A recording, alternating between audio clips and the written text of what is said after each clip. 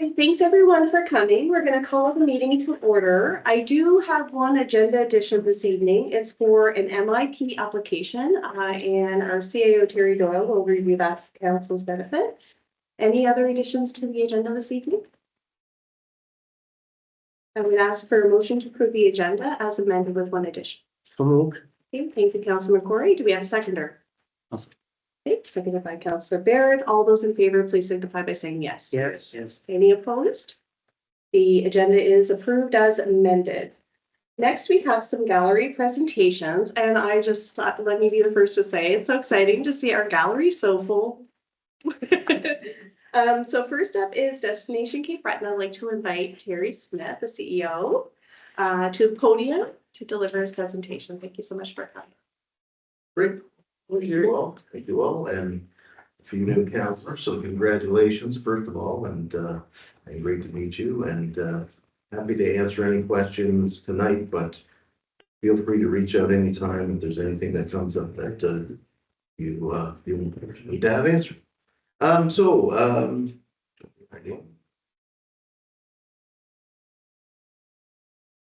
it. So I just thought I'd start with a little bit of an overview on our organization. So we are the official destination marketing and management organization for Cape Breton Island in Unama'ki. We're an incorporated non-profit society. We're really formed initially by a partnership of the 5 municipalities on the island that enabled the marketing levy to be put in place, and I'll touch on the levy in a minute. Our mandate to responsibly grow the island's tourism industry through effective destination marketing and strategic destination development. So we used to be just marketing, but the destination development side is something that we've taken on in the last number of years. Who comes to our island? So our target in terms of visitor segments, there's 3 types of visitors. Outdoor explorers, people that are looking to go hiking and kayaking and things like that, skiing and those sorts of things. Culture seekers, people that might be coming for our music, art, theater, things like that, or simplicity lovers. Some people that are just traveling around, taking it a little bit easier, exploring the island, maybe staying at some of our great accommodations and relaxing with a glass of wine around a hot tub. Our demographic, our targets, there are 2 mainly. So empty nest couples, people that are 45 plus is our primary market. And then we also target young adults who have passed their education, they're early into their careers, not into having families yet if they choose to do so, but they've got some disposable income and put a high value on travel. Geographically, we target just inside Canada for now, Ontario, Maritimes, Quebec, and Alberta. And Tourism Nova Scotia, just so you know, they target the Northeast US, UK, and Germany, and the Destination Canada goes even beyond that. In a typical year, our visitors, this kind of shows the difference between Cape Breton visitors in the green bars and Nova Scotia overall in the blue. So we tend to get people that are coming from outside of Atlantic Canada. 77% of our visitors in a typical year outside of Atlantic Canada. Of those, the majority would be from within Canada, of our visitors. About 15, 16% of our visitors come from the States and a little bit from overseas. Why do they come? Coastal sightseeing is the #1 reason, and that is mainly is because of the Cabot Trail. To be honest, that's the #1 motivator to come to the island. It's part of our job is then to, if we get them on the hook with the Cabot Trail, to educate them that there's lots more to see all around the island. But outdoor adventure and our cultures, Celtic or Gaelic culture, Acadian culture, Mi'kmaq culture, very important historic experiences and culinary experiences as well. I mentioned the marketing levy before. So the marketing levy is now, it's just over 80% of our total budget. So it's significant in terms of what it allows us to do and drive results for the island. It's estimated that since the marketing levy has been collected, it started being collected in 2012, that there's a return on investment of, for every dollar we invest in marketing levy, generates $30 in visitor spending. And that's direct visitor spending. So that doesn't include any spin-off effects and things like that. In terms of the marketing levy, we've just hired or contracted a new levy education manager. So just for those who may not be aware, marketing levy as of last year, it increased from 2% to 3%. And it also now applies to all registered accommodations. So that added a lot of short-term rentals, Airbnbs and so forth on there. So it's a much bigger task. And so we've contracted somebody to work on that for us. We're also working on having platforms like Airbnb and Vrbo collect and remit levies rather than our short-term rental hosts. That just makes it a lot easier. I want to talk to you about the past year and how that went. So at the beginning of 2024, we were very cautious because there were forecasts like this. Strong economic headwinds from inflation and higher interest rates will continue to impact disposable incomes in 2024. So we were cautious about what the season might look like. It ended up, as I'll show you, better than we expected. But anytime we always look at the economy and see what the experts are saying and kind of go by that in terms of our budgeting and our targets and so forth. So most of the marketing that we do drives people to our website. And this past year was a record year in terms of traffic to our website. Sessions were up 28%. And also, what we also track is clicks from our website to operators or businesses. And that was also at a record last year, up 10%. So the marketing was working.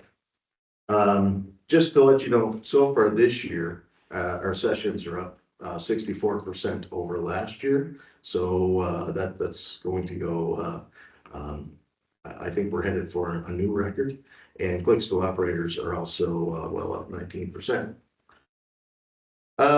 By market, so we're doing well in all of our main markets. We don't, as I mentioned, we don't promote inside the US. Tourism Nova Scotia does. But I want to just include this because without us doing anything in the US, traffic to our website from the US so far is up 64%. So there's still demand from Americans, even though Canadians aren't going the other way. Americans still want to come here. In terms of room nights sold, so this is one of the main things we track to look at how we did for the year. And 2024 was actually our second best year on record. They had in the past 10, but on record. What's not included there are a number of short-term rentals. So the number would actually be even higher, including those short-term rentals.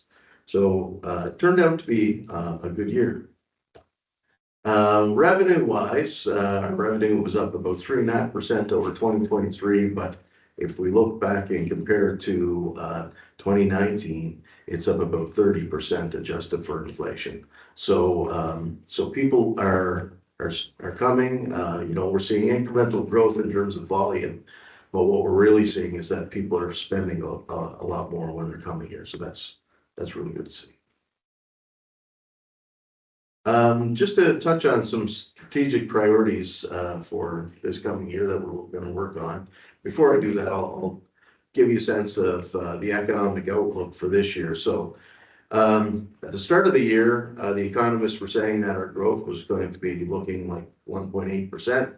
They've downgraded that to 1.3%, but still a bit of growth. Inflation forecasted remain close to 2%, so that's good in terms of those disposable incomes. And the Bank of Canada interest rate is 2.75% now, but they're projecting it to come down to 2% by the end of the year. A few things very specific to travel though. So passenger bookings from Canada to the US are down 70%. So that's pretty substantial. 62% of Canadians plan to avoid traveling to the US this year. That's a recent survey that was done just a couple of weeks ago. But again, for Americans, this is another piece of research that just came out a couple of weeks ago, that Canada is in the top 3 international destinations for Americans this year. So we should still see a great number of Americans. And this is actually a stat that came out after the tariff threats. This came out in March, but our visitation forecast to grow by a little over 3%. So we're crossing our fingers. I mean, if the auto industry shuts down in Ontario or something like that, that could affect our Canadian economy, which then affects us. But we're hopeful. It's looking like a pretty good year. And from what we're hearing from many of our operators is that their bookings are looking really strong for this year. So that's good. So last year we produced a 3-year strategy. And just to give you a sense, there's 6 goals. We want to continue to enhance the brand as a bucket list destination and one of the top islands in the world. Responsibly grow visitation, emphasizing shoulder and winter seasons. We want to increase our length of stay by a day, and increase the visitor spend by 10%. We want to elevate the quality of the visitor experience to meet the needs of high-value guests, and become recognized as a truly sustainable and inclusive destination. And within each of those goals, I'm just going to touch on a couple of highlights of things that we're working on. So enhancing the brand, we've got a campaign we started last year that is continuing into this year, that really focuses on human connections. And that's important for us. This day, more and more talk about AI agents and things like that, but for a destination like Cape Breton, our visitors are seeking to, meet locals, become immersed in the place and in the people and the culture. We're setting up an elders advisory committee that will involve a number of our foundational cultures. We're also working, ensuring alignment with communities and industry. We had engagement sessions last spring where we went all around the island and did sessions, great feedback, and we've got some new content that we want to create in communities around the island as a result of that. That will meet the community's needs, but also our needs. Growing year-round visitation. So we've got, we're expanding our digital marketing program. We're increasing our investment into Calgary. So there's a new WestJet direct flight to Sydney. We're also expanding our content marketing program. Primarily, we're going to be focusing on video. So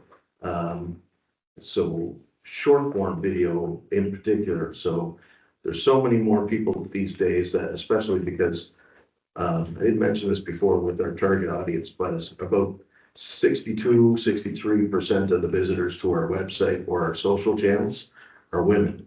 And the research is showing that women are really a strong market for using short form video. So it could be Facebook Reels or Instagram Reels, YouTube Shorts, or TikTok. And so we think that's a great way to reach that audience. We're also working on a new website that we're planning to launch. It should be within the next month. Putting more resources into attracting events. Exploring, doing more to attract Francophone audiences. Continuing to work with our performing artists, like we just did a partner with Jimmy Rankin on a tour in Ontario, but we work with Natalie McMaster, the Bears, and others. Continuing work on winter tourism. One thing I'll note in terms of development of the spring and fall. So the last couple of years in the spring, we've been promoting what we call waterfall season. It's a time of year when the winter runoff is making all of our streams really full. So we've decided to put a campaign behind it, and this year will be the biggest one that we've had yet. We include waterfalls from every municipality. So Emery's Brook Falls is part of that. And as part of that, we're trying to send people, try to attract those outdoor enthusiasts to come to the island and get them exploring all around the island. They can get little stamps on an app as they go around to every waterfall, and so that's something that we're working on. Another thing in terms of increasing air access, it's in our budget, so it'll be starting soon, but we're going to conduct a feasibility on the potential for a seasonal commercial route to the Algae, McCaffrey, Port Hawkesbury Airport. So we think that say maybe June to October, there could be an opportunity there. So we'll see what the research says, but we think there's a possibility. I agree. Increasing length of stay is we're trying to, so the average visitor stays on the island for about 4.5 days. So we're trying to get that up to closer to a week or more. So that's something that we're always working on. And we have a new travel companion mobile app that will be launched this month. Increasing the average spend. So one of the things that we're doing is targeting more high value guests.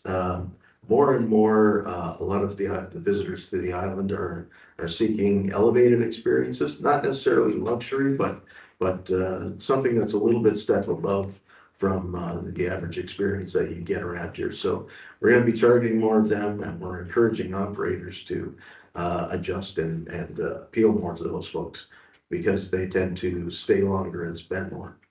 Also targeting some niche markets like high value folks such as golf, boating, sport fishing. I'll talk more about boating in a second, and exploring the potential for a booking engine on our website. In terms of elevating the visitor experience, working with our Mi'kmaq partners at Nova Scotia Indigenous Tourism, we're also conducting an accommodation needs assessment for the island. And I think this is a community where you definitely need some new accommodations. We've seen that, this wonderful facility could be hosting more events if there were more accommodations in the town. So this is definitely where one of those needs are, but there's needs around the island. Also enhancing the position of the island as a marine tourism destination. And so we've been collaborating with other regions around the province that are coming together and promoting the whole province as a boating destination. And there's great potential here in Port Hawkesbury as well. And we just had an earlier discussion earlier this afternoon, and I think we're going to look at getting some resources to put a plan together to see what Port Hawkesbury's role could be within that larger initiative. I think I'm just about done. Sustainable and inclusive. We've been developing a sustainable tourism plan over the past 6 months or so, and that will be released within the next couple of months. And we're also working on equity, diversity, and inclusion initiatives. I think that's it. I can answer any questions. Thank you so much for your presentation. Definitely more excited now having it than I was 10 minutes ago. But we'll definitely open up the floor for any questions from council. Perhaps we'll start with Councilor McCrory. Thanks, Terry, for the presentation. What can you tell us about snowmobile development? What is your organization doing to promote that? Yeah, we just had a meeting, 4 weeks ago, I guess, with representatives from the clubs from around the island, and kind of basically just had a session where we got input from a lot of the partners in terms of what they think we're missing in terms of snowmobile development. So now there's a smaller steering committee that's working on putting an action plan together to look at the next steps, but it's got tremendous potential. Yeah, we've seen it grow, but we've also seen pain points. So, for example, there's places where people have been parking all up and down roads for a long ways, and it's creating traffic issues and things like that. So we've got work on some of those things, but there's great potential. The other thing I just might that, I didn't mention in this presentation, but, it could be a potential for the town as well, but, we've been talking to Richmond County. They're very interested in looking at ATV development. So that's something I think we're going to take a look at assessing as well. So, but you know, not all of the island you can have reliable snow for snowmobiling. You can some years for sure, but ATVs could be going around. So that could be another opportunity. The big issue too there is around people with snowmobiles or ATVs is the concern around connectivity and cell service. Yeah. So you have people off trails or on trails and have issues and not have cell service to be able to get help and assistance. So Yeah. Are you folks advocating around improvements around that as well? Yeah, for sure. Are you? And that was brought up as well, especially places up in the Highlands. Yeah. Yeah. Great, thank you. Thank you. Councilor Hart? I don't really have any questions. Thank you, Terry, for your presentation. It's very enlightening. I was just curious about the waterfalls and if you ever read the book by Wally Ellison on the waterfalls around Cape Breton in Nova Scotia. He wrote a book on them and took pictures. I don't know if any of the rest of you saw that, but it's really interesting. And yeah, and just when Blaine mentioned snowmobiling, it just came to mind of the TNT adventure and the Highlands with Yeah. friends of mine. So there's certainly developments around them. I'll have to take a look for a while, because there's another guy, Benoit Lalonde, who's written a book on waterfalls. I have the book actually, so it's really interesting. Yeah. Yeah, we've got him involved in waterfalls even for sure, but I'll have to look up for a while, please. Thank you. Just, my mind's going back to grade 11 oceanography class. We always, Yeah. Deputy Mayor. Thank you, Mr. Smith, for your presentation. Couple of the key points that you made that really piqued my interest was you mentioned the accommodation needs assessment, and you identified this location as an area prime for enhancement. Yes. Yeah. So, we sometimes from time to time, we seek inquiries from those looking to develop accommodations, hotels, whatever. And if you have any studies that indicate that this area is prime for that, we should be connecting whatever you have with them, because that's a missing link in the chain, for communication. Yeah, so we don't have it yet, but we're just about to start the study. Yeah, For the well, island. Yeah, we should but you'll definitely get. have that come to our staff when it's Yeah. completed, For please. sure. The other, thank you. And the other kind of key thing that piqued my interest is that getting a sense that you had discussions earlier, and I'm glad to hear that on putting together some information on attracting voters and stuff, and what we can do, what can be done here to enhance facilities here. Yeah. So I'm glad you're working on that too. Yeah, there's And where's that at now? the marine tourism. So this is a discussion that happened at 3 o'clock or 5 o'clock today. Good discussion. But so it's just at the starting stages, but we've been working with a Langley, another Langley, Adam Langley, who's a marine tourism specialist. And he's actually been here before. He used to work with Development Nova Scotia, but basically, I think we need to have a discussion with the Strait Canso Yacht Club, and then just find the resources. I'm sure we can find the resources to work on a plan for how we can position Port Hawkesbury appropriately to attract more voters. Well, they would look forward to that conversation for sure. Yeah, Good. Thank you. thank you. Thank you, Deputy Mayor, and over to Councilor Barrett. Thanks, Jerry. No, part of growing Port Hawkesbury is growing it as a destination. So I think it kind of goes hand in hand. Accommodations being one key and the waterfront as an attraction as well. So, it's looking forward to the future and growing it as a destination place. That's great. Yeah. And I know how to get a hold of you if I have questions, like, Sure. Anytime. Terry, answer my text. No, thank you so much for your presentation. Just to build on Councillor Barrett's comments, we're really excited to continue to work with Destination Cape Breton. We've got a great representative in Paula Davis, who represents the town on the board.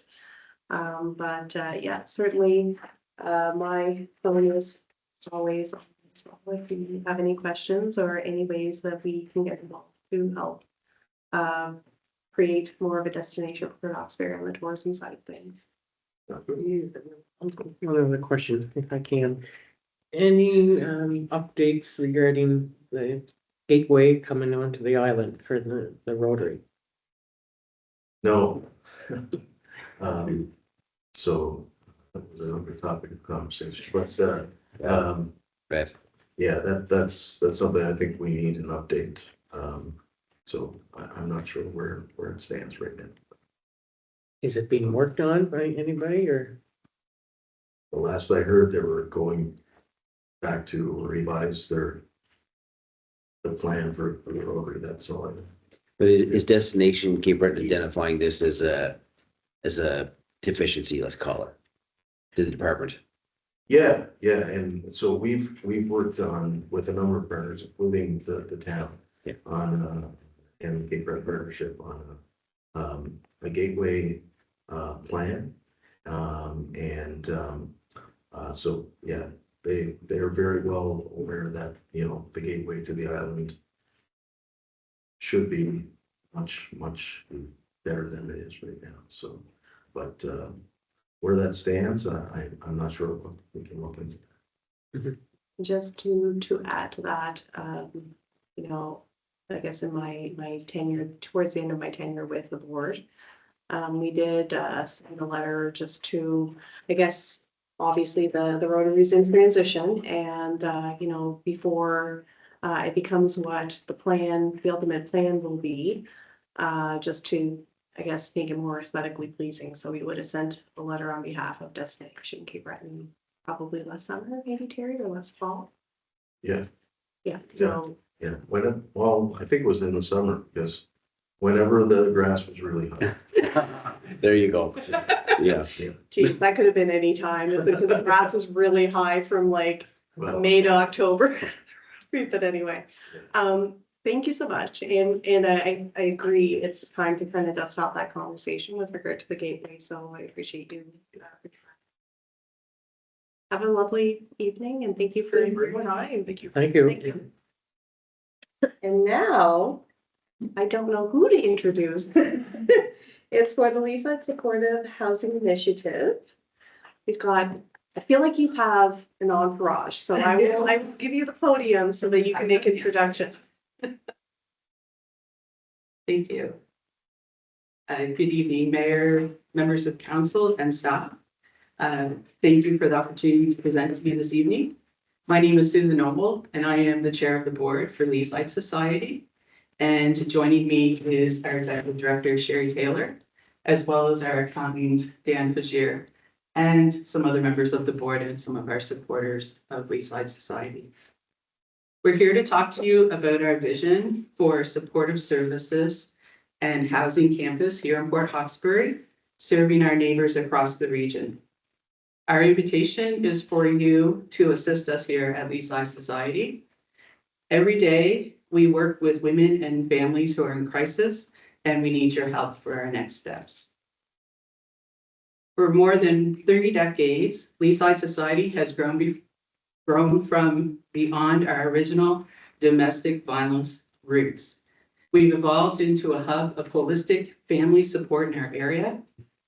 And in addition to our emergency shelter, our programs now include counseling for trauma, addiction, parenting, job readiness, child's play therapy, and outreach assistance. We understand more about the cycle of family violence and have recently expanded our services to support men in our community. We see our clients not just as victims in need of shelter, but as whole families who need stability, guidance, and hope.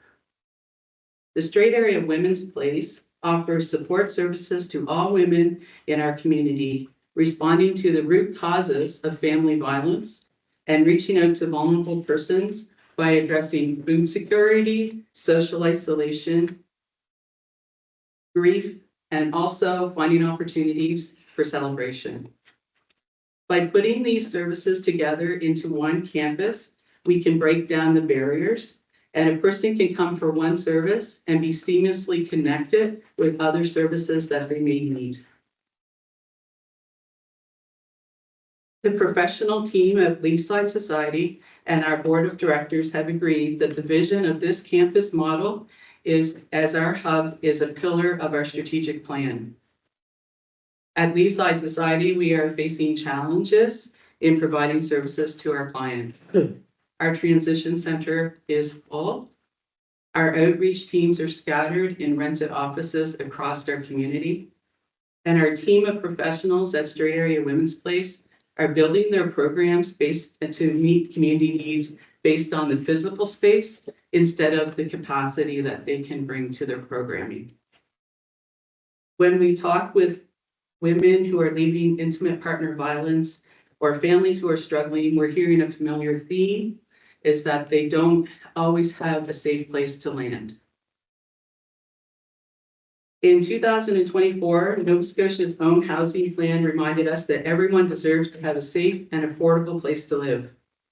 No one should be without a home. Unfortunately, too many people in our community are facing this lack of security. As Nova Scotia's housing needs assessment notes, almost half of respondents saw their housing costs increase, while others are saying they can't find a place to rent. The housing shortage has impacted vulnerable and marginalized communities more deeply. This echoes what we're hearing every day from our clients. These are the vulnerable people who are being hit very hard by the housing crisis. We propose to solve these challenges by consolidating Leaside services into one campus. Specifically, it would be 5 parts. A newer, larger transition house with expanded emergency shelter and 24/7 staff space. This is bringing all of our counseling and core support services under one roof. This means faster response on our part and fewer families turned away. An outreach and resource center would offer us to have centralized offices for our community programs, such as counseling, legal aid, life skills training, youth mentoring, addiction support. All these services could be coordinated and accessible.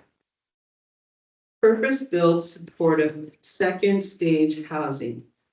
Apartments with on-site supports for women and their families who are not yet ready for an independent, affordable housing option.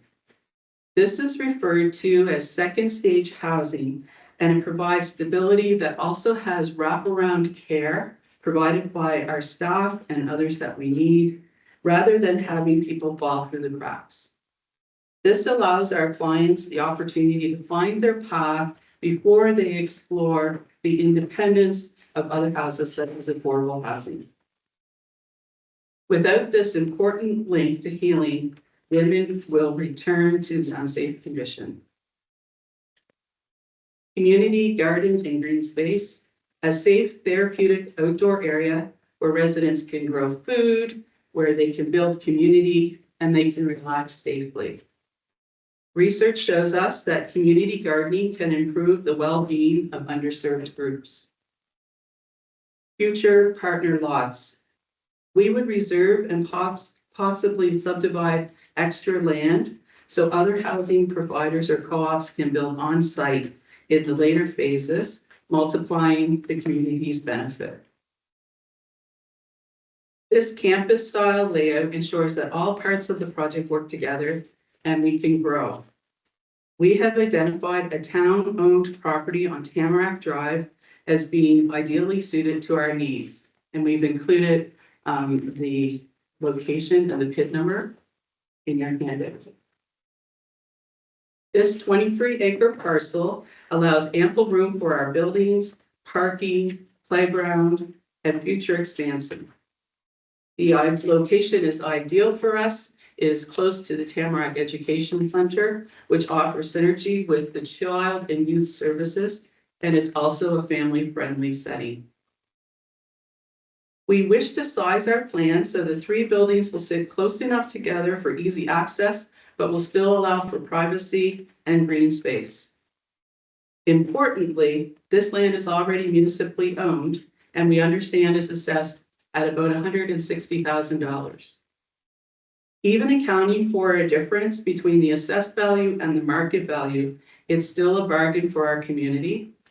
By selling at the assessment, the town is investing in our infrastructure for the vulnerable residents at a low cost. This project is fully aligned with provincial and federal housing initiatives. The federal government's homelessness strategy contributes funds into communities like ours.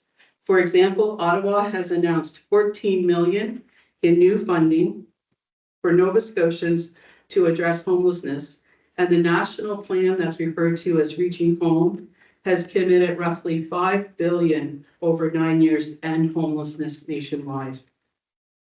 On the provincial side, Nova Scotia's new Action for Housing strategy emphasizes collaboration and innovation. Programs exist to support nonprofits building housing. The Community Housing Growth Fund can help cover planning and pre-development costs, and the Community Housing Acquisition Program offers low interest loans up to $10 million for nonprofits to expand the housing supply. We will apply for all available federal and provincial funding, CMHC grants and initiatives, and also private donations to fund our construction. We commit to working side by side with the town and your staff. Our plan is not to dictate, but to collaborate on the approvals, on design, and all the site evaluation. We will jointly host community meetings to hear public input and address concerns, ensuring transparency and gaining local support. We also pledge to hire professional consultants such as architects, planners, and financial experts to produce a detailed feasibility study that will determine the optimal number of units, the layout, and the phasing, so the project will proceed in an economically viable manner and that maximizes the use of the site. All the technical reviews, such as engineering and environmental studies, will be shared openly. Leaside Society is dedicated to a positive cooperative relationship with the town for the entire process. Finally, please see this land request as phase 1 of a larger multi-phase mission to build hope, to build a safe, hope, and to build recovery in our town. We are envisioning 3 phases. Phase 1 would be town council's approval for that land sale, the initial planning with consultants, and the conceptual drawing that will capture the needs of our clients and also the needs of our professional team. Phase 2 would be fundraising and construction of the new campus buildings. And phase 3 would be the operation of the facility, so the families move in and our programs can continue to develop. Phase 3 would also include any development of any partner housing as we move through that whole time on the remaining lots. Each phase builds on the last. By taking the first step today, providing access to the 23-acre site, we can spark a chain of community investment and healing. Together, we can turn the empty lot into a beacon of safety, hope, and recovery for our residents. I urge council to approve our request so that Leaside Society can continue the life-changing work in this community. And thank you for the consideration. Thank you for the opportunity to speak, and we would be happy to answer any questions or try to answer any questions. We look forward to the opportunity. Thank you, Susan. Appreciate it. We'll open up the floor for questions. Maybe we'll start with Councilor Barrett. Thank you for the presentation. No, it's especially in the news, seeing so much on intimate partner violence and the needs out there. I think it is an important cause and it definitely earns our consideration for. Thank you. Over to Deputy Mayor. Thank you. Thank you, Susan, Jerry. And your professional team and board directors with you. Yeah, can you give me a sense of the volume of, you mentioned that families are turned away from Leaside Society, today. Is that like every day or every week or a couple every few months or? So families, when they're turned away from the immediate access to the shelter. They're not turned away from the services directly. So I'll let Sherry talk about the frequency that actually happens with folks not. So during COVID, it highlighted the lack of shelter beds in the province of Nova Scotia. And something that many people around the table may not even know is that Leaside ran the domestic violence hotline that was on all of the bulletins that came out with from Dr. Strain. And we fielded all the calls provincially. So there is a provincial need for beds, so it's not just our catchment area. We have folks coming in from various areas as well. So yes, we are constantly full. We have a lot of children in our shelter. And because of the housing crisis and the lack of second stage housing units, we have kept folks much beyond the 6-week window that initially was a federal government guideline. Thank you. And I'd just like to elaborate as well that we are part of the network for Nova Scotia. So there are times that because of circumstances, folks are not able to be housed in an emergency shelter in their own area due to a security or a safety concern. And we're not able, because we're already full, we may not be able to take a family from another part of the province at this time. And there's sort of a provincial scramble happening occasionally as well. And I guess just one little other thought that I'm curious to know about is like, that's a significant parcel in acreage. Like, could you see achieving your goals in a smaller parcel, or if this were subdivided, like, do you require 23 acres to achieve this ambition? Um, Well, I think the question was, would we want to acquire this 23-acre parcel in smaller phases, or do we want to acquire the whole thing? That was that. Yeah, that's a large acreage. It is. It's a large problem, but do you need that much land Yeah. to solve that And problem? admittedly, it's in excess of our immediate needs, but there's expense involved with subdividing, and it might be misspent monies until we know and identify just exactly who we would want our partners to be. It would probably be something along the lines of affordable housing. And the important thing we want to convey tonight is there's a difference between traditional affordable housing and supportive housing, which is what our clients need. Affordable housing is out of reach for the clientele of Leaside coming out of domestic violence and out of the workforce and whatnot. And they need that income support in the early years especially. And so I could see us partnering with the New Dawns and the Chamber of Commerce and the other organizations that want to offer traditional housing in a more traditional way. We're still in Thank the you. early stages of understanding what land is available within the town, and as I'm sure you can appreciate, it's getting less and less. So as we understand what land is available, then we can become more aware of what we can accomplish on the land that's available. So this is a parcel that we found or identified as still greenfield and still available. So just kind of said, oh, this is a lot that's already 23 acres, and that's what it Yeah, was. understood. So yes, I appreciate like how much of the land, and I guess this is where we're very interested in a conversation because we know what we want. We haven't actually cited it yet because we don't know what Yeah. the site looks like. Understood, thank you. Okay, thank you. Do you have any more questions? You're good? Councilor Hurd.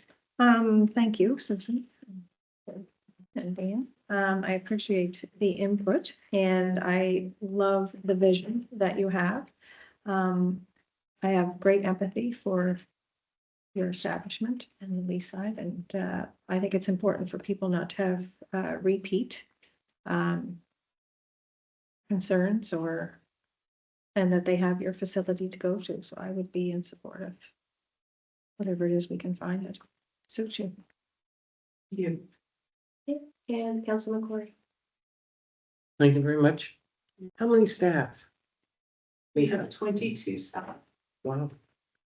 Expanding currently for outreach in both Inverness and Richmond counties. Our staff includes folks who are working directly in the emergency shelter. We also have a staff at the Straight Area Women's Place.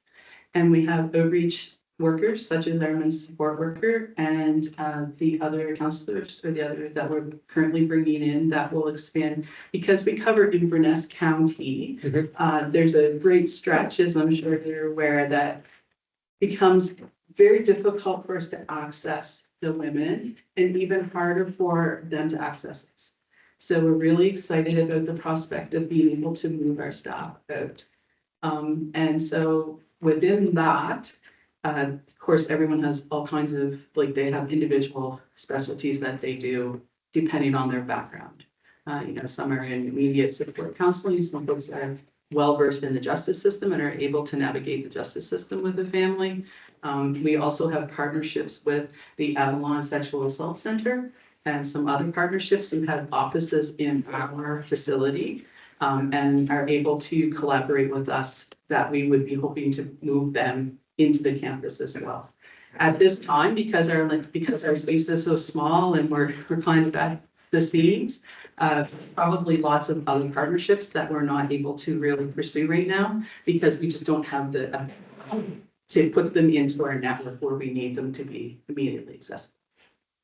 So you've mentioned or used the term campus. Are there other similar organizations in the province along the lines that you people are contemplating? So if I can speak to that. Yeah. Leaside is the only agency in the province that has both a women's shelter and a women's resource center and a men's program under the same umbrella. Right. So we're kind of a trailblazer from the get-go. Yeah. Many partners have reached out to us, including the Family with KVN, because we are expanding into Shedicamp and Inverness. And we know that rural women are at a greater risk. We also want to talk about our Indigenous partners that we work with. And so there is a huge demand. We feel that we have donors that are interested in supporting our work. And that we have the potential to be very successful in what we're setting out to do. The expertise is also there. So it's kind of one of those things that we have, the rest of our network behind us saying, how's it going? But we can't wait to see you do it, kind of thing. We're the ones who have kind of come to the point in our strategic planning that everything we try to do, we'd really like to do that, but this is not the right facility, or this is, we don't have the, so that's where this vision has grown from. It's very much become obvious that we really would prefer to have all our services in a common area. Mm-hmm. there's an opportunity as well for some grassroots initiatives. So, we talked about some Ontario models. We talked about that at the Women's Center Connect table, whereby if we have second stage housing, we can bring women in that are interested in retraining at potentially the NSCC. And we provide them with free housing and support around the clock for 2 years to finish their programming. And then move on to other folks that need similar partnerships. So there are potentials for us to do all kinds of innovative and cool things, but we need to have the space in order to do that. Yeah, we're very interested in moving into the second stage housing model. It's something that's not readily available in this part of Nova Scotia. And so we very much, again, when you talk about the size of the lot, while it's second stage housing, it's still someone's home. And we're very, very interested in having something that feels like home, and you're not in the shelter and you're not just next door to the shelter. This is your home. This is your new start. If you need anything, we're just over across the yard. So I think that's the vision that I'm most excited about, is what can that look like? And that comes back to how much do we have and how can this all be sited? And the second stage housing is a critical component for us. In this part of Nova Scotia, women just return to the unsafe conditions that they left because it's warm and it's available, and it's warm and it's available. And there's no other options for them. So that's kind of a critical expansion that we're very excited about. And so then it just follows to make sense that if we're gonna have the second stage housing, that our support services are right there for. So your next stage, or next stage going forward is doing the feasibility study. Right, so what we're working on right now is having a feasibility study that will capture our vision and will capture, the main focus of it will be to understand what our professional team is looking at and what they want to do, and then help us to understand what we need to accomplish those goals. So we know the answer is going to be, you need a different type of facility layout that can't be accomplished within our current site. So we're kind of just going in two directions. So we would like to have a conversation with you about securing a piece of land, so that can inform the feasibility study more fully. So then we can say, this is the site that we're investigating. Take us there. Take us there. What can we do with that? And how can that reflect the vision of our professional team? When we talk about setting our clients up for success, being within the town limits, and that transportation barrier is now removed. And so you have accessibility to all the services. That's a huge stepping stone in the NSCC and the schools, and medical facilities. It's a no-brainer for us that this is where we want to go. And is there- Oh, sorry. Is there funding to do the feasibility study? I want to talk about money on this. Time. I just knew that you wanted to talk about money right off the cuff. We are not here asking for money. We're funded by Department of Community Services now, Department of Economic Opportunity, but we're also a registered charity. And for a number of years now, we've been building up our reserve replacement funds so that we now find ourselves in a position that we have the money to buy this land. We have the money to conduct a feasibility study, and we actually have a pretty good head start on the equity requirement. So what we're going to be very clear about our ask tonight, sell us this land at a fair and reasonable price, and that'll get us to the next step, which is our feasibility study. And as you know, the feasibility study is what informs your grant process and your funding process. Mhm. So we really see that as, and before we can begin to even talk about funding, we need to know what we want and where we're going. And so those are the two critical parts that we're working on in most. So first and foremost, congratulations, what an amazing vision. And I really don't need to repeat all of the comments that council have so graciously made and some of the questions that they've asked. I will, I guess, lean on Terry for a few comments, but just in terms of, I guess, envisioning what next steps could look like. So, for example, there are, I think, a few items that would have to be, reviewed through, consultation and next steps with the, representatives or executive representatives of your group, meeting with the town, things like, zoning, et cetera. So. Yeah, absolutely. And just in understanding, and I feel like it's a little bit of chicken and egg scenario. So like if, in terms of like, do you do feasibility first?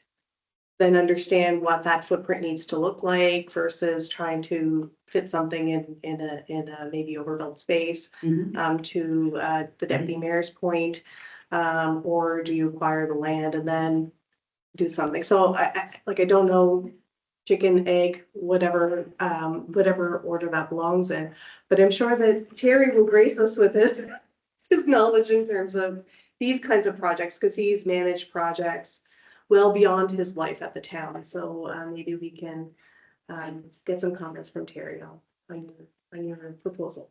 Yeah, no, very exciting. Like this is, I don't know anybody who can't get behind something like this. This is phenomenal and would love to see this work. We are going through an urban planning review right now and including that in the concentrations around it. So all of our land is valuable in a number of ways and we want it to be used for the best purpose possible. We want to be able to have the right amount of land. So that's going to take a little bit of work around that. If you look at that school site, it's probably 10 acres versus that larger piece that you have there, which is a very, very large piece of land. But there's other pieces of land too. And I think what typically we do is we'd sit down with you and we'll go through what's available in town, what would work. Maybe even try to plot out some buildings and stuff on just general footprint and see how things work best. And, with considering location, considering access and walkability and non-motorized means and motorized means and all of those types of things that we deal with in planning. And then see what some options are. That'd be great. Typically, we go off appraised value, so assessed value, especially for a piece of town land. That assessed value was probably the same in 1972 as it was right now. So Sure. a PDSC doesn't tend to really look at those very closely because they're not really on the market, but we go for appraisal. But the price of the land is probably not the most important piece. It's the utilization of the land, and would love to be able to work with you and look at what would work with you. And For us as well, the price is not our main stumbling block. There's a number of reasons that we like this piece of land that we'd be happy to share with you. And yeah, absolutely, that the conversation is what we're asking for first and foremost. Sure. I appreciate that. So, Great. thank you, Terry.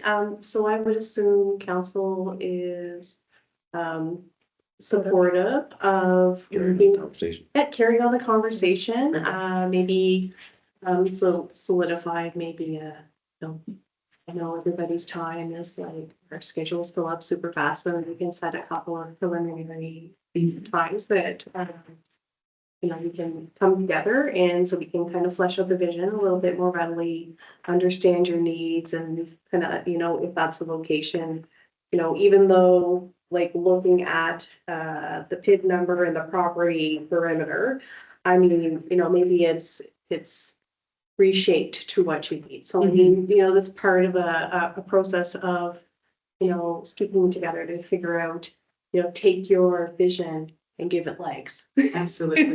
And See how and far I we can walk appreciate so along. much. I Walk appreciate the along. commitment. Absolutely. To be able to walk in with a commitment is, this is great. Like, I'm like, yay, we're systems go. I got you So- be agreeable with like all the cheerleaders in the gallery. Karen hasn't been giving me side eye like. Karen's like. She still points you out. Absolutely. No, thank you so much Thank for your you. And presentation. we'll Really figure out, excited to continue the conversation and really, we once again congratulate you on the That's great. vision. Thank you so Like, much. oh my Appreciate it. gosh. I feel like maybe you need 32 acres because once people move in, they're not gonna wanna leave. You'd be like, I'm forever home. What do you mean second stage? Thank you so much. So we'll reach out. And, Absolutely.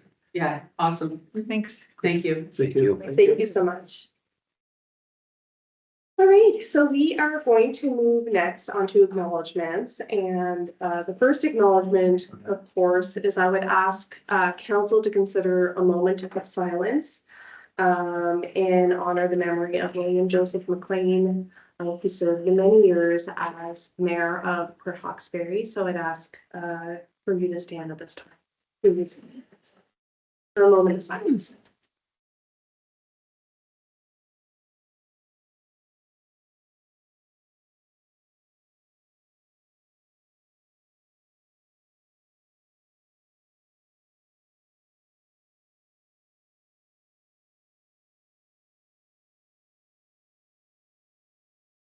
Thank you very much.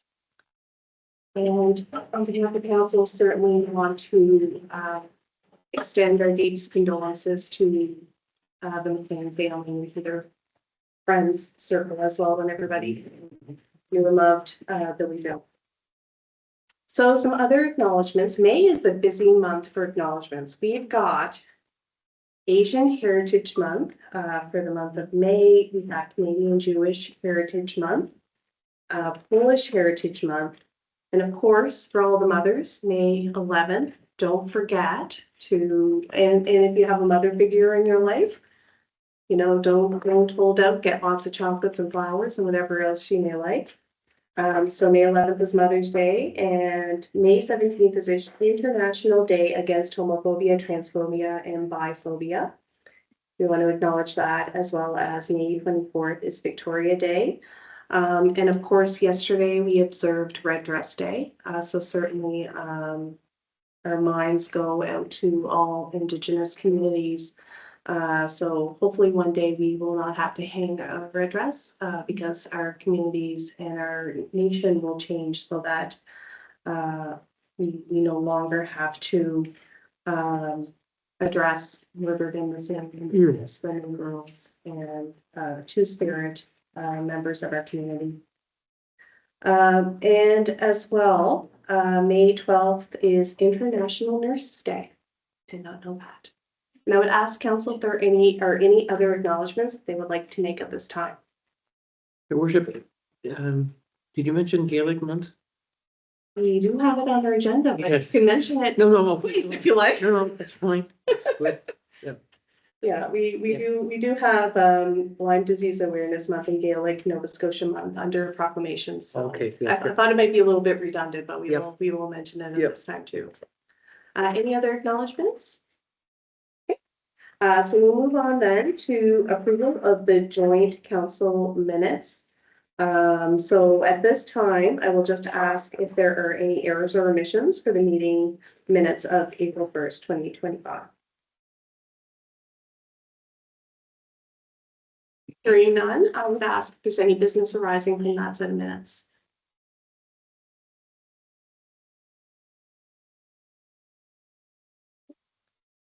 So Terry, anything coming from our council committee reports? And I just wanted to thank Deputy Mayor for chairing the committee of the whole meeting. Appreciate it. Terry? Yes, your worship, there's a number of items, there's 2 items within this report and another 2 items in other business. So first motion for consideration coming from committee of whole is with respect to fibromyalgia request that the town of Roxbury approve the request of Light a Facility Purple on May 12th in support of fibromyalgia. Thank you. What is the wishes of council? I'd make that motion. Okay, moved by Councilor Corey. Do we have a seconder? It's on the, right? Sure, just one moment. So seconded by Councilor Hart. Yeah. On the motion? So at the last meeting, was it suggested or mentioned that there'd be a light, purple light on the wave? Is that what was gonna happen or? Yeah, we left it as facility, just in case there's an issue with the wave. or Sure. Front Yeah. entrance, I'm hoping that we'll have both When are the front entrance of this facility and the wave. Yeah. The ER piece at Sunset Park. Okay, any other questions or discussion on the motion? Okay, all those in favor, please signify by saying yes. Yes. Yes. Any opposed? The motion is approved. And one other, or is that, oh, yes. There's one other from in the section, so for consideration, EDPC staff appointments. So if you recall from our committee of the whole, we identified EDP staff appointments and so the motion for consideration is that the town of Roxbury approve the EDPC staff appointments as presented at the April 15th committee of whole meeting. Okay, what is the wishes of council? I'll move that. Okay, so moved by Councilor Barrett. Do we have a seconder? I'll second that. Okay, seconded by Deputy Mayor Langley. All those in favor, please signify by saying yes. Yes. Okay, any opposed? Motion is approved. So the minutes of the committee of the whole meeting of April 15th, 2025 was included in your package. I would ask at this time if there are any errors or omissions from that set of minutes. If there are none, I would ask for a motion to approve those minutes. I so will be for those minutes. Thank you. Do we have a seconder? I'll say. Thank you, Councillor Hart. All those in favor, please signify by saying yes. Yes. Any opposed? The minutes are approved. And business arising from the minutes.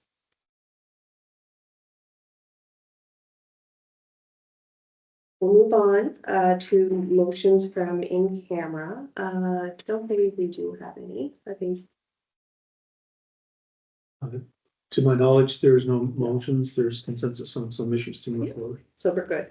So under correspondence, all of these correspondence letters that were issued to the town are for information purposes. One was the Attorney General Justice about adapting the additional officer program. And the second was Municipal Affairs and Housing on reprofiling of the BSP and CPW programs. And the third is again from Municipal Affairs and Housing on fire records management systems. So if there are kind of any questions or a need for clarity, we can certainly contact either the Attorney General, Justice, or Municipal Affairs and Housing if there are any questions. But other than that, they are for information for the benefit of council. We do have two proclamations to include it in our agenda this evening. So the first is Lyme Disease Awareness Month.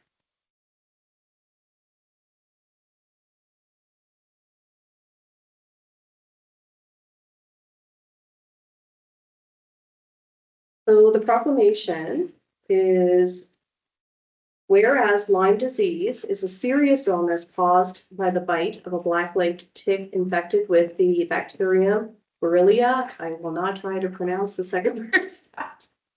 And whereas black-legged ticks carry a variety of diseases or illnesses, can now be found in all parts of Nova Scotia.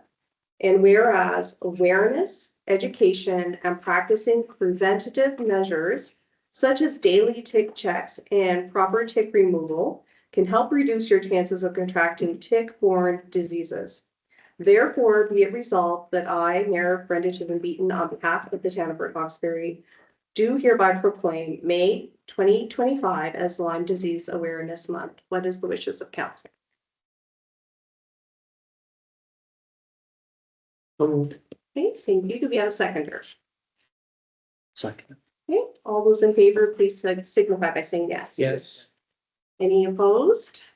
Okay, the proclamation is adopted. The second proclamation is with regard to Gaelic Nova Scotia Month. Whereas 2025 marks the 29th anniversary of Gaelic Nova Scotia Month, which is a time to embrace, honor, and celebrate the language, culture, history, contributions, and achievements of Gaels across the province. And whereas Gaelic language and culture are integral components of the identity of Nova Scotia, and that Gaels represent one of the earliest non-Indigenous cultural groups to settle in Mi'kma'ki. And whereas new generations of language learners and cultural champions continue to build upon the legacy of Gaelic Nova Scotia's tradition bearers. And whereas government commits to collaborating with Gaelic communities to support the growth of Gaelic Nova Scotia through opportunities for language acquisition, cultural awareness, and capacity building within communities to ensure Gaelic language and culture remains vibrant elements of the living linguistic and cultural landscape of Nova Scotia. What is the wishes of council? So move. Okay, thank you, Deputy Mayor. Do we have a seconder? Second it? Thank you. All those in favor, please signify by saying yes. Yes. Any opposed? Proclamation is adopted. Okay. So we'll move on now to other business under agenda item number 13. We will hand things over to Terry for review of council expenses. Yes, your worship, the expense report has been included in your package for review. Total expenses for the month of April was $1,524. This report will be published in our social media pages, our web page and Facebook page. or information to the public if they wish. Thank you so much, Terry. Our next agenda item is vending policy, and I just wanted to let council know that as I have prior, I declared conflict on vending policy, so I would ask for Deputy Mayor Ian Langley to take the chair for this agenda item. Thank you, Deputy Mayor.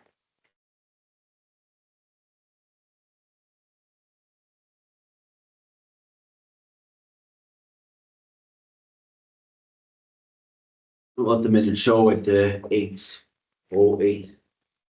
The chair's been with the deputy mayor.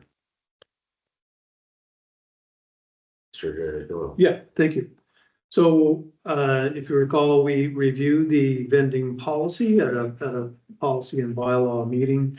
There was a recommendation to reduce the fees in the policy by 40%. The results of those change in fees was reviewed at your committee of whole meeting. And there was notification at that meeting that staff would be presenting the amended vending fee policy at the public meeting this evening. So the vending fee policy is as presented at the committee of whole, and we ask for consideration that the town of Roxbury approve the amended vending policy. It should be vending fee policy with a formal review conducted after 12 months.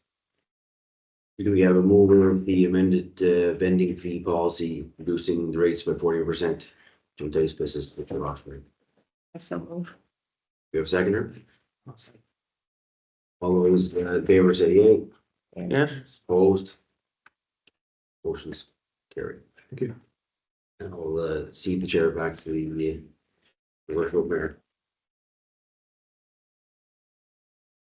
Thank you, Deputy Mayor. Thank you. He was faster with that agenda item than it took me to walk back and forth from there. Very succinct, Deputy Mayor. Our next item is occupational health and safety policy. Terry, over to you. Yes, your worship, we'd like to defer this item to committee of whole. So we're going to we're asking Jason McMillan to present on the occupational health and safety program at committee of whole. Included in that will be a draft policy for review and some other procedures for your consideration. So we'd like to defer this to committee of whole. Is council in consensus for the deferral? Yes.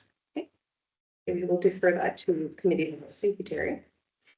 Okay, intergovernmental relations, we'll hand things over to Deputy Mayor Ian Lang. Thank you, your worship, through you to council and staff and gallery. I asked for this to put on the agenda. So we just came through a federal election and have a new prime minister and cabinet MPs to yet to be sworn in.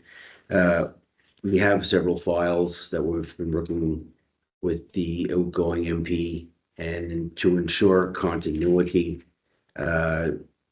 we addressed some of those issues earlier this evening as they were contractual and lease based.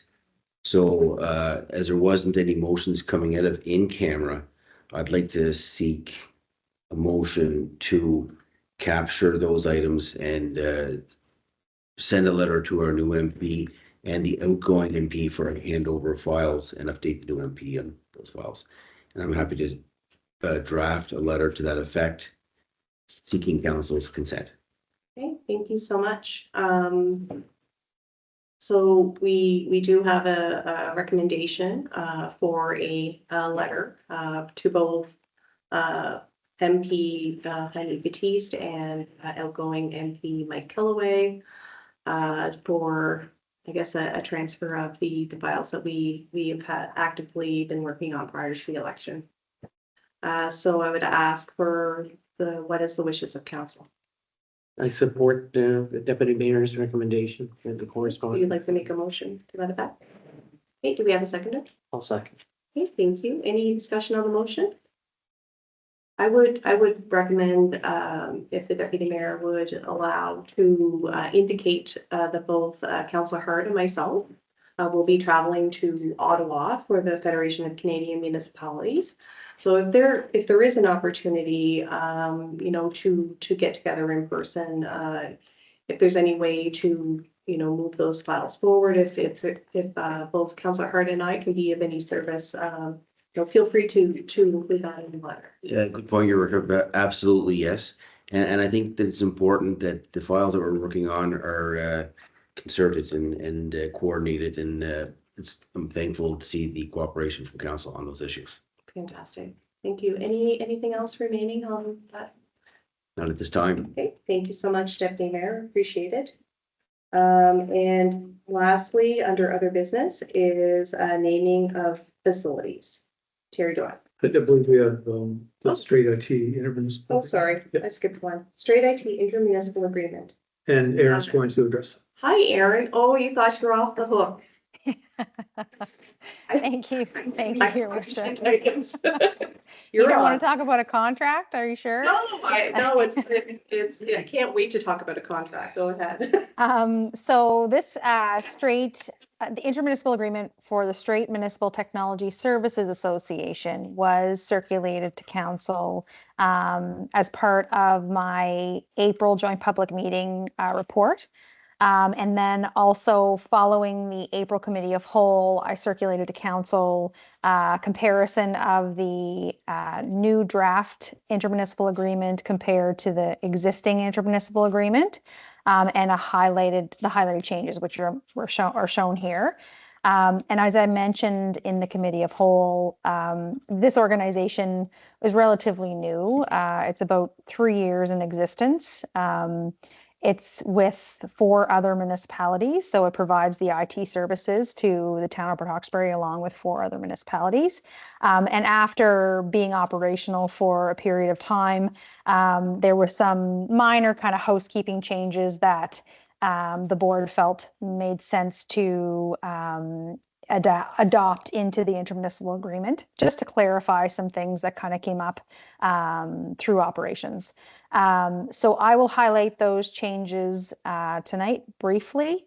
And at the end of the day, I guess looking for, this requires approval from council and all 5 councils. I believe 3 of the 5 councils have approved these changes already. So looking to add our approval to that as well. So one of the items was around quorum, and quorum in the initial intermunicipal agreement was majority.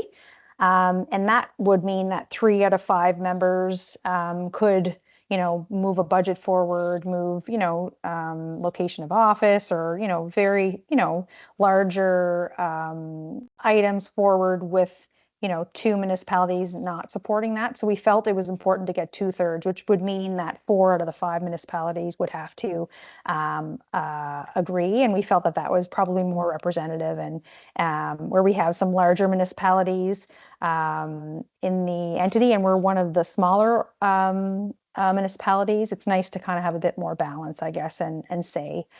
So we felt that 2/3 would be better than the majority for a quorum and for voting. Acquisition of real property. This was in the initial intermunicipal agreement. So Straight IT can, with board approval, acquire real property, but we just added clarity around when that could happen. The intermunicipal agreement was signed, well before there was a director in place for the entity and before the entity began operations. So we defined that in the agreement in a number of areas when the 3-year period was up, which was April 1st of 2025.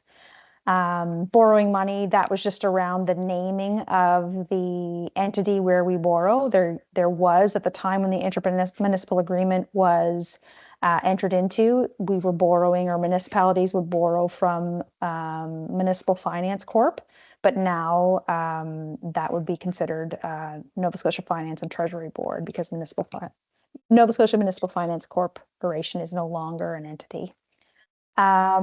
Around services that the Straight IT organization would offer, professional development was not one of the areas that they are one of their services, and we've added that because they have been providing, a significant amount of professional development within the participating municipalities.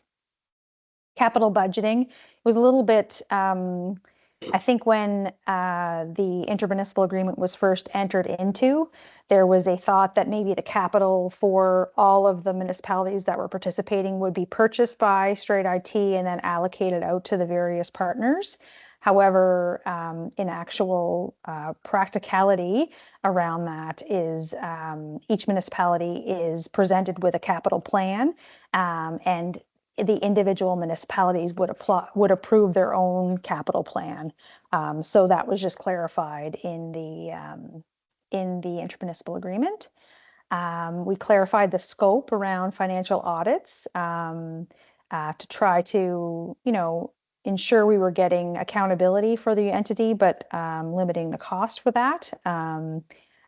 There's very minimal transactions that occur within the Straight IT organization. So didn't feel it was a full-blown audit would be required. So some clarity around that. And there was also times when the chairperson rotates on an annual basis, and there was times when it would have been good to have the chairperson stay for longer than a one-year term, but that was not allowable per the intermunicipal agreement. So now the new draft intermunicipal agreement allows the chairperson to continue for up to 3 years with approval of the board. There's some other kind of, minor non-substantial changes within in the new intermunicipal agreement, but these changes here would be the highlight of the more significant, I guess, or key changes to the intermunicipal agreement. Happy to answer any questions on that. And if there are no questions, then I think on the next slide, there is a motion to approve the amended intermunicipal agreement. Thank you. Faith? Oh, we did have a motion. I think it just skipped a slide. Okay. So there is a motion for consideration that the town of Port Hawkesbury approve the amended intermunicipal agreement for the Straight Municipal Technology Services Association. What is the wishes of council? I'd make the motion. Okay, thank you, Councilor McCrory. Do we have a seconder? Second that. Seconded by Deputy Mayor Langley. Any discussion?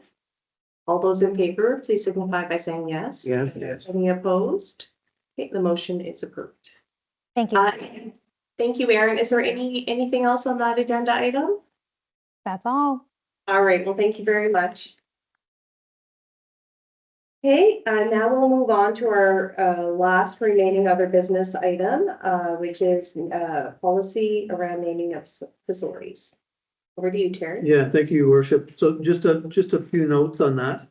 During our last term in council, staff was tasked with studying the policies, bylaws, procedures, practices around naming and dedication of facilities. There was a significant amount of work done by Michelle Farrow from our staff around that in collecting information. And that includes the naming of streets and facilities and spaces within facilities and benches and parks and all sort of facilities that you would see in a municipality. The staff would like to take that information back and look at drafting a policy around the naming, dedication, and sponsorship for those activities at our next bylaw and policy committee, which is currently planned before our next committee of whole meeting. Okay, thank you. Any questions for Terry? Okay, so we'll move that forward. We do have one agenda addition, and that is with regard to the MIP application. So I'll hand things over to you, Terry, to review that item. Thank you, Your Worship. We have gone through some information on that, so I'll keep this fairly brief. So there's a municipal innovation program that is a provincial, province of Nova Scotia program administered through municipal affairs. It's designated to help municipalities work together to achieve program outcomes, new and enhanced regional municipal services, improved municipal capacity, effective intermunicipal relationships. The town has partnered with Inverness County, with the municipality of the county of Inverness on a project for submission to the province. And that's around with the primary objectives of assessing current state of repair of water and wastewater systems. As you know, both our water and wastewater systems are interconnected with the Port Hastings area. So we sell water to Port Hastings, and the municipality county of Inverness is co-owner in our sewage treatment plant. So this is a natural, Inverness is a natural partner for this study. We're looking at evaluating existing future capacity needs, reviewing and enhancing asset management practices, developing hydraulic models, and further study for our ability to react to developers' needs. This is the way that the costs work. Total cost of it is $328,000. That's going to be if successful, the project will be funded up to 75% by the province of Nova Scotia, and 25% by the municipal units, which with 20% of that will be Inverness, and 80% of the 25% will be us. So $16,000 in Inverness and $65,000 for the town of Port Hawkesbury, based on the amount of infrastructure and previous formulas that we've used with respect to sewage treatment plant operations. So we require a resolution for this application, and the resolution is: whereas the Department of Municipal Affairs opened applications for year 2025-2026 for the Municipal Innovations Program, be it therefore resolved that the town of Port Hawkesbury approve the submission of one application to the Municipal Innovation Program for the Port Hawkesbury and Port Hastings Municipal Services Study. Okay, thank you, Terry. What is the wishes of council? Okay, thank you, Second it. Councillor Hart, and it's been seconded by Councillor McQuarrie. Any discussion on the motion? Your worship, for our friends in the media and the gallery president, those who watch at home, we've had the benefit of learning from this earlier this evening, more in depth from our chief financial officer, financial director. So we're not making a quick decision on this expenditure. We think it's appropriate, and that's my comment. I would vote yes. Absolutely. No, thank you. All those in favor, please signify by saying yes. Yes. Yes. Any opposed? Okay, thank you. The motion, I should say the resolution for consideration is approved. Okay. All right, so we have two future meetings. In 2 weeks' time, we will have a committee of the whole on May 20th, followed by our next public meeting of council on June 3rd. I'd ask at this time if there are any questions from any members of the gallery, or also any members that are participating virtually.